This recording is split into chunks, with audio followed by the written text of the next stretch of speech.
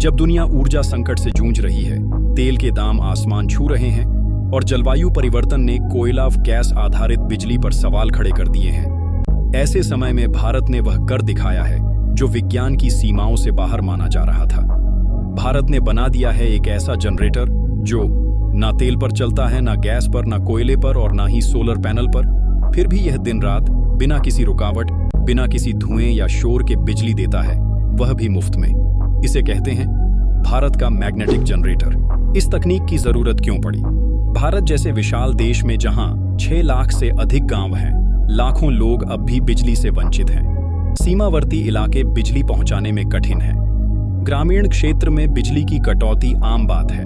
वहां हर नागरिक को ऊर्जा देना सबसे बड़ी प्राथमिकता होनी चाहिए। अब तक जो विकल्प उपलब्ध थे वो या तो महंगे थे, डीजल जनरेटर, अनियमित सोलर सिस्टम जो रात में काम नहीं करता, या प्रदूषण फैलाने वाले कोयला आधारित बिजली घर।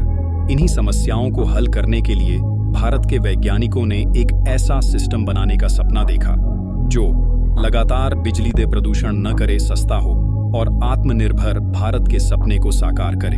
मैग्नेटिक जनरेटर क्या है?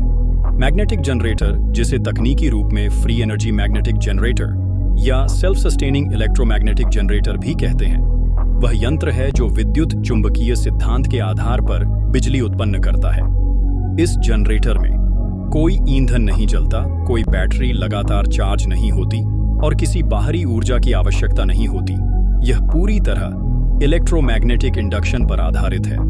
इलेक्ट्रोमैग्नेटिक इंडक्शन क्या है? जब कोई चुंबक किसी कंडक्टर कॉइल के पास से गतिशील रूप में गुजरता है तो उसमें विद्युत धारा उत्पन्न होती है। इसे फैराडेज लॉ ऑफ इंडक्शन कहते हैं। भारत ने इस सिद्धांत को स्थायी बिजली उत्पादन में बदल दिया, और वह भी बड़े पैमाने पर। इस जनरेटर को तैयार करने में निम्न संस्थानों की अहम भूमिका रही: DRDO, defence research development organisation; ISRO, Indian space research organisation; Tata power Reliance green tech holdings GTH, Magna India. एक इनोवेटिव स्टार्टअप इस सिस्टम में लगे मुख्य घटक। 1. Rare earth magnets. ये सामान्य चुंबकों से 50 गुना ताकतवर होते हैं, जैसे neodymium magnets NdFeB। 2. Multilayer coil system, जिसमें कॉपर वायर की बहुस्तरीय कॉइलिंग की जाती है ताकि अधिकतम करंट जनरेट हो सके। 3. स्मार्ट स्पीड रेगुलेशन चिपसेट, जो चुंबकों की गति और दिशा को स्थिर रखता है। 4. कैपेसिटर बूस्ट यूनिट, जो शुरुआती पावर देता है और जनरेटेड बिजली को स्थिर रखता है। 5. लो फ्रिक्शन रोटेशनल मैकेनिज्म, जिससे गति रुकती नहीं और ऊर्जा का नुकसान न्यूनतम होता है। 6. थर्मल मैनेजमेंट सिस्टम, लंबे समय तक चलने के बावजूद सिस्टम ओवरहीट न हो। 7. नॉइज कैंसलेशन डिजाइन, ताकि मशीन एकदम शांत रहे और किसी भी वातावरण में इस्तेमाल की जा सके। कैसे शुरू होता है यह जनरेटर? इसे एक बार छोटी बैटरी या मैनुअल रोटेशन से चालू किया जाता है। इसके बाद चुंबक घूर्णन प्रारंभ करते हैं। कॉइल्स में करंट बनने लगता है। वह करंट खुद सिस्टम को ऊर्जा देता है और बाहरी उपकरणों को भी। एक बार यह प्रक्रिया शुरू हो गई तो जनरेटर लगातार चलता रहता है। इसके लाभ: शून्य ईंधन लागत, ना पेट्रोल, ना डीजल, ना कोयला। एक बार इंस्टॉलेशन के बाद शुद्ध लाभ: लगभग शून्य मेंटेनेंस, हर 5 साल में सामान्य चेकअप, कोई घिसने वाले पार्ट्स नहीं, लंबी उम्र, 25-30 साल तक चलने की क्षमता।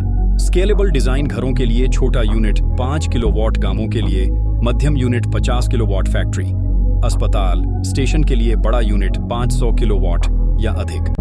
पूरी तरह साइलेंट, बिना किसी शोर के चलता है। स्कूल, अस्पताल और बॉर्डर पर उपयोग के लिए आदर्श।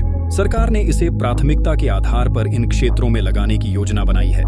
जम्मू कश्मीर, लद्दाख, अरुणाचल जैसे सीमावर्ती इलाके, BSF और ITBP की चौकियां, नक्सल प्रभावित गांव, स्कूल और हेल्थ सेंटर, रेलवे स्टेशन और ग्रामीण ट्रेनों, मोबाइल मेडिकल यूनिट्स, आपदा प्रबंधन यूनिट्स।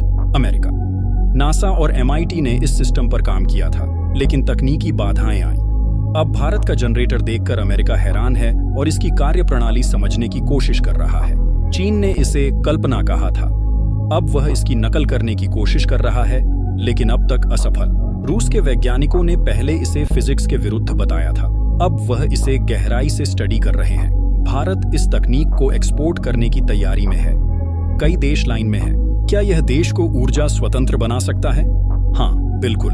अगर इसे हर जिले, ब्लॉक और गांव में लागू किया जाए तो बिजली की खपत सरकारी ग्रिड से हट सकती है। बिजली के बिल से मुक्ति, ग्रिड फेलियर जैसी आपदाओं से सुरक्षा, आत्मनिर्भरता और स्थानीय रोजगार। कैसे बदलेगा यह देश की तस्वीर? किसान, खेतों में पंप रात दिन चलेंगे। छात्र, रात में बिना कटौती पढ़ सकेंगे। 24/7 उत्पादन, बिजली की चिंता नहीं। सेना, बॉर्डर पोस्ट हमेशा रोशन रहेंगी। घर के काम में समय और ऊर्जा की बचत। स्वास्थ्य सेवा, अस्पतालों में पावर फेलियर नहीं होगा। रेलवे और मेट्रो ट्रेनों में स्थायी पावर सप्लाई सिस्टम। यह सिर्फ एक मशीन नहीं, आत्मनिर्भर भारत का प्रतीक है। यह हर उस माँ के चेहरे पर मुस्कान लाएगा जो बच्चों को मोमबत्ती में पढ़ाते हुए देखती थी। यह उस सैनिक के लिए शक्ति है जो बर्फीले बॉर्डर पर खड़ा है। यह किसान की आशा है, उद्योगपति का भरोसा है और भारत का भविष्य है। क्या भारत बन जाएगा ऊर्जा महाशक्ति? ये सिर्फ शुरुआत है। भारत का मैग्नेटिक जनरेटर आने वाले दशकों में ऊर्जा के क्षेत्र में वही करेगा जो इंटरनेट ने 90 के दशक में किया था। यह तकनीक सिर्फ बिजली नहीं, आजादी देती है। विदेशी ईंधन से, बिल से, ब्लैकमेल से और असहायता से। तो दोस्तों, क्या आप चाहते हैं कि हर गांव, हर शहर, हर घर रोशन हो बिना किसी बिल के? क्या आप चाहते हैं कि भारत आत्मनिर्भर बने और तकनीक में सुपर पावर? तो यह वीडियो को लाइक करें, वीडियो को शेयर करें ताकि यह जानकारी देश के हर नागरिक तक पहुंचे और कमेंट में लिखें जय हिंद, जय विज्ञान। और चैनल को सब्सक्राइब करें ताकि देश की हर जानकारी आप तक पहुंचे।